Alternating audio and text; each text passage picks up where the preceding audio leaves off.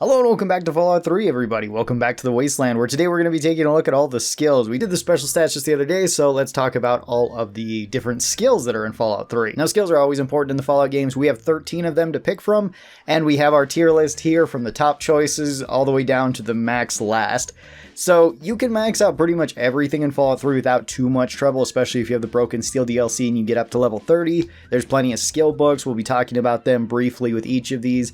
You can also potentially get other perks like Comprehension or Educated that makes it so that you get more skill points, either from reading magazines or just from leveling up. And the higher intelligence you have, the more skill points you'll get too. So maxing out all of these is not unreasonable in Fallout 3. But that's also not entirely necessary. You don't have to be a master of everything, because you're probably not going to be using absolutely everything in the game. Let's talk about our first skill, which is Barter. This is governed by the Charisma special stat, which we already kind of went over how bad Charisma is. Usually you don't want it very high because it doesn't help you out all that much. The main thing Barter does is you get better deals on everything, whether that means you sell stuff for more or you buy things for less. The more Barter you have, the longer your caps will go, so that's always good. The main problem with Barter, though, is that it's not really necessary on any build, unless you were going to go for a specific challenge run build where you were trying to get to like 1,000,000 caps, or you were trying to get to a certain amount of money, trying to get something unlocked early. It's just that there's not a whole lot of things that you really need to be buying in Fallout 3.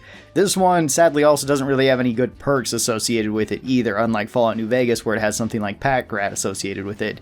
This one just has Master Trader and Scoundrel. Neither of those are really good. Master Trader is just even better deals, so it's just a barter buff, and Scoundrel is quite literally just bonus points towards your speech and your barter. It's one of the low-level perks that just lets you put points into, well, anything that you want, although weirdly enough it's a level 4 rather than at level 2, so that makes it really bad.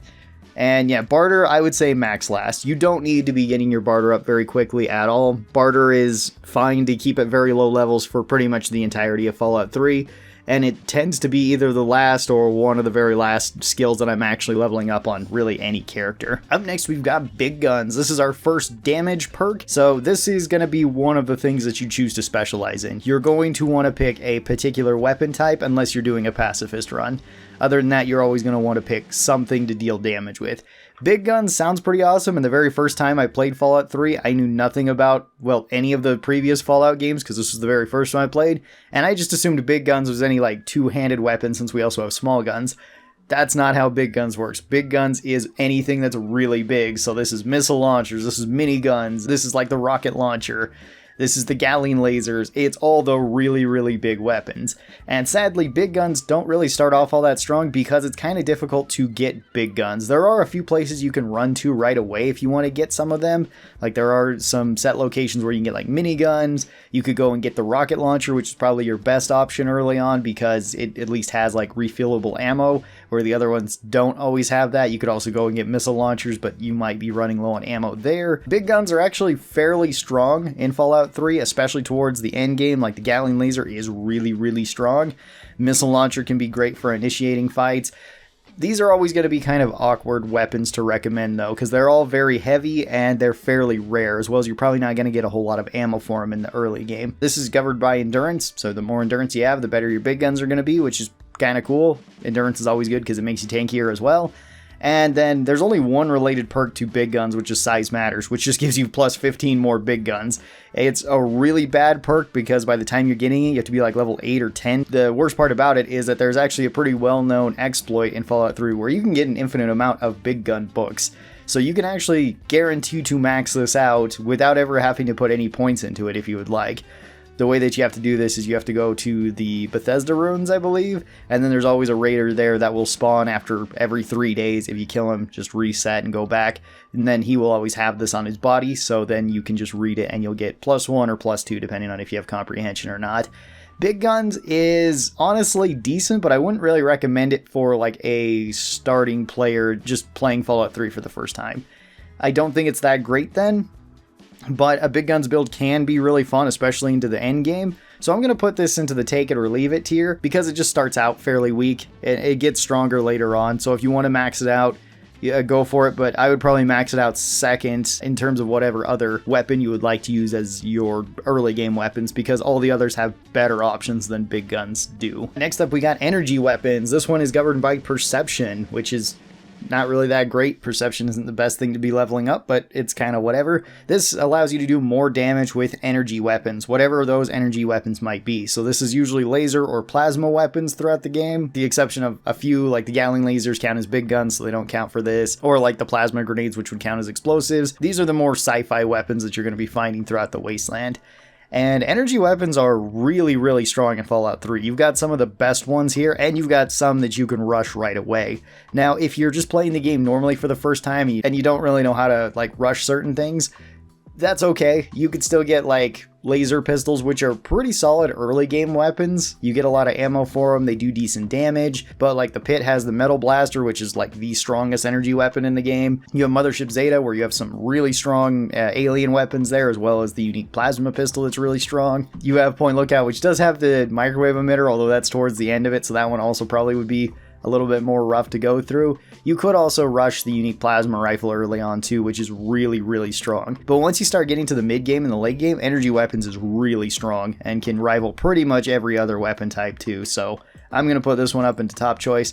I think going with an energy weapons build is going to be good, except for maybe at the very start of the game where it might be a little bit less powerful than other builds that you could go for. You also got two really good perks that are related to energy weapons as well, where you've got Cyborg, which is pretty much a top tier perk on everybody because it's just toughness plus extra stats on top of it. And you have Concentrated Fire, which makes it so all VATS attacks are stronger. VATS is really strong in Fallout 3, so that's really nice. Explosives determines how much damage you deal with explosives. Now, not everything that explodes counts as an explosive weapon, though. The missile launchers and the Fat Man do not count as explosive weapons. They are big guns, which makes it so explosives aren't really as strong because this is all throwing weapons and placed weapons, so any of the grenades or any of the mines. You do have some really strong options there, but not as many options as you would get later on into the Fallout games, like in Fallout 4, where everything that has explosive damage on it also counts as an explosive weapon, and in Fallout New Vegas, where big guns was done away with and you have way more options for explosive weapons. Explosives in Fallout 3 are very limited. You have a couple standouts where you've got like the frag mines and the frag grenades, which are probably going to be your go-tos for quite a while because they're fairly common and they do good damage.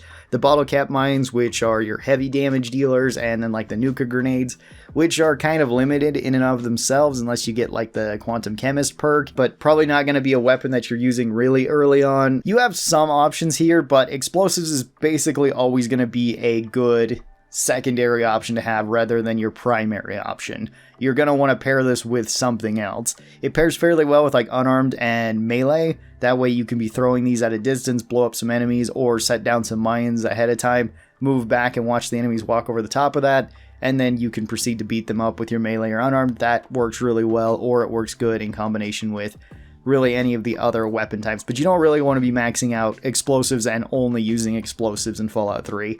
That is kind of a rougher run. You can still do it, absolutely, but it is going to be more difficult than the other weapons, I think. I'm still probably going to put this in the take it or leave it, because maxing it out as a second weapon option is still pretty decent.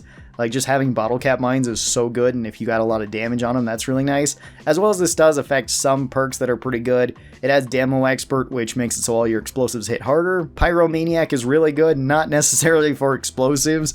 It's better for big guns with the flamethrowers or melee with the shish kebab. So it's kind of better as a secondary option for either of those builds too.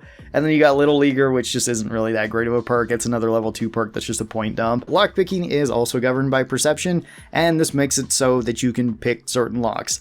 You get access to different locks at different levels. This also increases your chance of potentially forcing a lock open, but you should never do that, because if you break a lock when you're trying to force it open, you can't go and try it again unless you have the perk Infiltrator, which is a pretty bad perk. You can pick into different locks depending on your lockpicking level. Very easy is at 0 and above, easy is at 25 and above, average is 50 and above, hard is 75 and above, and master is at the full 100. This one is just really nice to have. I'm going to put that one right there. Lockpicking is going to be really good on any build, and it's not a bad skill to level up second, aside from whatever your primary weapon is going to be, because you're always going to get value out of it. You can always get into certain areas and potentially get better loot out of this. You're going to get more XP out of this, and to get certain unique weapons, you do need to have enough lockpicking in order to get them. So having high lockpicking is going to be useful on really any sort of build. The perks that it's associated with just aren't that great. Infiltrator is pretty bad. It just makes it so if you screw up, you can screw up potentially a second time, or if you're impatient, you can kind of do it that way. Thief is just a point and dump, and then Covert Ops is kind of weird that it's included here because that's just more bonuses towards your sneak, lockpicking, and small guns that you earn through the Operation Anchorage DLC. Then we have Medicine. Medicine is governed by intelligence, and this one affects how effective your chems are. This is in particular Stimpaks, Rad-X, and Radaway.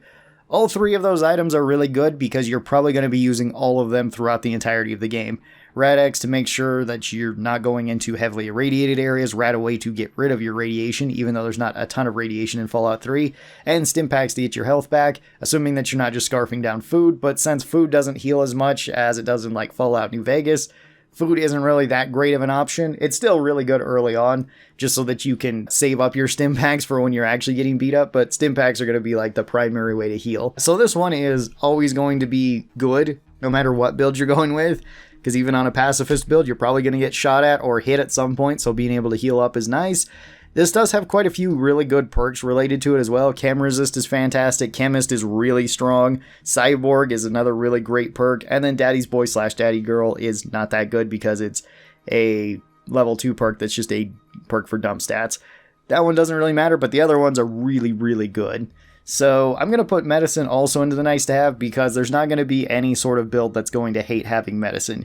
I wouldn't really say that you should max it out early, but putting a decent amount of points into it early on is a good idea. That makes it so you have plenty of utility from it, as well as you can potentially pass some other skill checks. Then we got Melee. This is governed by strength, and Melee just is how much damage you deal with melee weapons. So melee weapons are fairly strong, and you can get them early on. They're really good alternatives to guns early on because you may not be able to find a whole lot of ammo. And it's going to be pretty good in just about any of the DLCs that you go for. Anchorage is a little bit rough because like the trench knife isn't really that good, and that's the only melee weapon you get during the actual simulation. You do get Jiggly Shock Sword afterwards, which is really nice. You can also get things like the Shish Kebab fairly early on because you can go and rush some of the schematics right away. You could go to Mothership Zeta and get the Katana, which is really good. You can go to the Pit and get any of the auto axes, and those are all really strong. So you got some really good options with Melee, as well as it starts out very solid. It's a very good early game choice. So Melee is probably also going to go up into top choice. The only problem with Melee that I see is that Unarmed is a little bit better. I guess it's kind of a spoiler for what's going to be coming up. But Melee is still really good, and it pairs really well with Unarmed because of it being related to at least one perk in particular. So you're probably going to be leveling up both, and you likely will be using both whenever you find certain weapons throughout the Wasteland. It's not bad to have either of them, and they do work really well indoors, as you would expect Melee and Unarmed to work. For the related perks that Melee has, it has like Little Leaguer, which is whatever, and then you have Ninja, which is really, really strong. That's one of the best perks in the game too. Then we got Repair. This one's governed by intelligence, and Repair just makes it so you can repair your stuff better than you otherwise would. You do need to have a certain level of repair in order to upgrade your weapons so far, or at least repair your weapons so far. So the more repair you have, the better you can fix up your gear, the more damage you're going to get out of it, and the more durability you're going to have for that weapon or for that armor, so you can take less damage. Repair is basically always going to be nice to have on any build. Leveling up Repair early on is fantastic. It doesn't have a crazy perk like Jury Rigging attached to it in Fallout 3. If it did, then Repair would be pretty much like a top choice on every build. Repair is still going to be good on any build though, so if you want to throw points into it, feel free to. It's always going to pay you something, whether that be actual caps because you can repair other gear and sell it for more, or whether it's just going to keep you alive longer. Repair is going to be fantastic. Then we got Science. Science is also governed by intelligence, and Science makes it so that you can hack computers better, as well as it does have a bunch of different speech checks that goes along with it. So this is the same as lockpicking in a way. The hacking minigame is more difficult than the lockpicking minigame. Just like lockpicking, this allows you to hack very easy computers at 0, easy computers at 25, average computers at 50, hard computers at 75, and then the very hard computers at 100.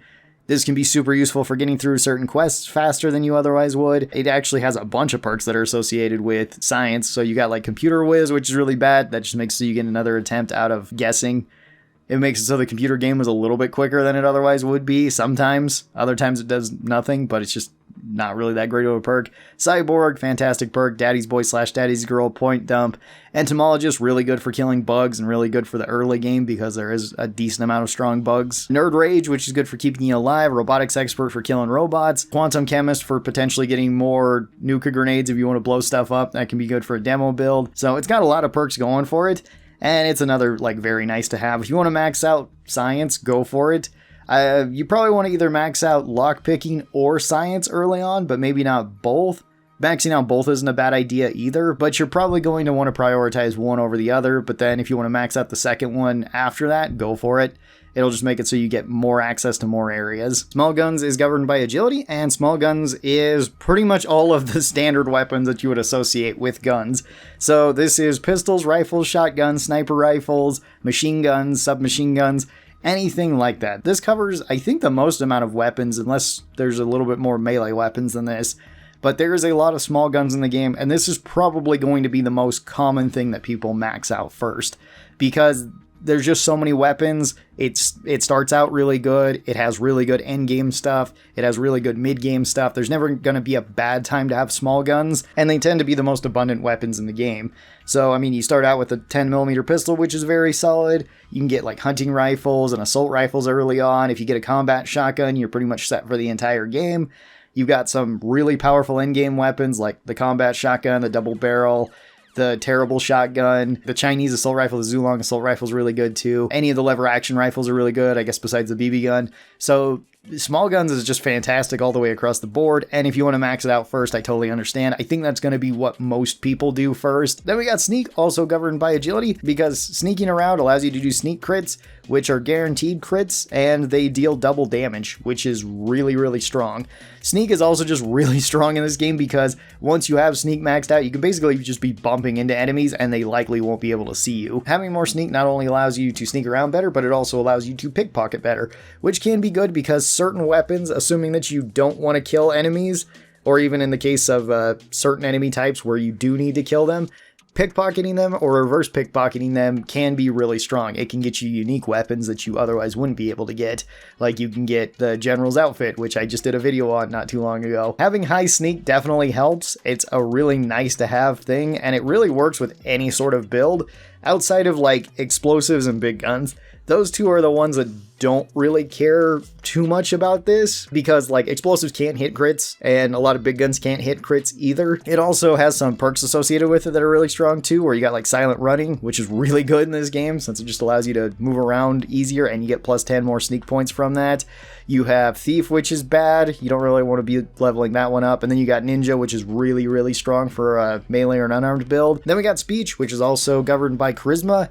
And speech allows you to get through speech dialogues easier. The more speech you have, the higher chance you have of persuading somebody. Now, every speech dialogue in Fallout 3 is a % chance. There are some that are at 100%, so you're guaranteed to talk your way through something. But other times, that's not the case. Even with 100 speech and like maxed out charisma, you still can't 100% guarantee that you're going to be able to talk somebody down, which makes it rather interesting. So speech can be good.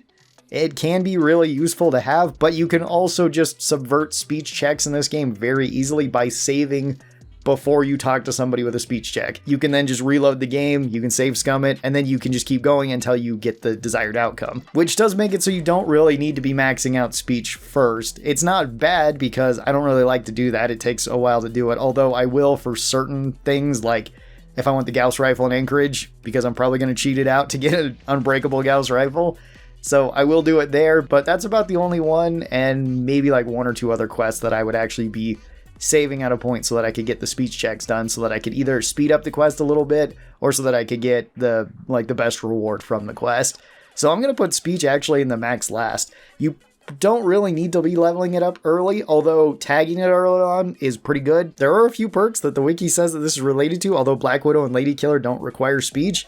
And they kind of have their own speech check, so I don't know why those two are actually included here. You also have like impartial meditation, which is kind of cool. It gives you like 30 speech if you have neutral karma. And then you also have scoundrel, which is not very good. And then our very last skill here is unarmed. And unarmed is really strong. It starts out really strong and it stays really strong throughout the entire game. So unarmed is how much damage you do with your bare hands or with any weapons that count as unarmed weapons, which there's not a whole lot in Fallout 3, but it does have access to some really strong ones. Like brass knuckles are pretty much top tier in the early game. Spike knuckles are pretty much the best thing you can get in the early game besides like a combat shotgun. But even then, you might argue that spike knuckles are better because they don't run out of ammo and they usually have good health, as well as you can fix them up with brass knuckles, so that's really good. Later on, you got like the power fists, which are really strong, and you also have the Deathclaw Gauntlet, which you can rush in this game if you would like. And that one is insanely strong. It's got really high damage, it's got guaranteed crits if you're going with a crit build. It's really good. The only kind of downside is that it weighs a decent amount and you have to make it. This one's governed by endurance as well, so if you want to max out endurance and get more unarmed, as well as more HP, that's really strong. This also has some really good perks associated with it too, where you got Iron Fist. Iron Fist is arguably one of the best perks in the game, probably the best early game perk in the game, because you can get it as soon as you get to level 4, and you can max it out by level 7, so you can have plus 15 base damage to every unarmed weapon. This includes your bare hands, and that's pretty good because that's better than really like every early game melee weapon that you would find. It's kind of better than all of those, and it's better than most other weapons. It's better than a lot of small guns, it's better than a lot of big guns in the early game, and it stays that way all throughout the game because those bonuses are nice and they apply to everything. So the Deathclaw Gauntlet already being crazy strong makes this even stronger. And then if you get something like Ninja, you are just ripping through everything. So Unarmed is also going to go up into the top choice. I think it's fantastic. It works really well. I think it's better than something like Melee. If we were going to move these around, I would probably say like small guns and energy weapons are basically on par with one another in terms of just being really strong and really solid. Small guns I would give a little bit of an advantage to in the early game, but that's about it. I would put unarmed over melee because this is just really solid. The only downside this one has compared to these other two is that you can't use it at a distance. But so long as you're okay at fighting in close range, unarmed is really powerful, and it arguably is better than all of these at the very start of the game. For all of these in the nice to have tier, it just depends on what you want. Take it or leave it, I would probably put in this order as well, and then like max last I'd probably put in this order, where you probably want to max out speech before you max out barter, because barter just doesn't give you as much value unless you're doing a challenge run or something. This is where I'd put all of the skills in Fallout 3. Thank you guys so very much for recommending this. This is a lot of fun. Tell me what your thoughts are on the Fallout 3 skills down below. I hope you guys enjoyed this. Have a great rest of your day, and I'll talk to you next time. Bye bye!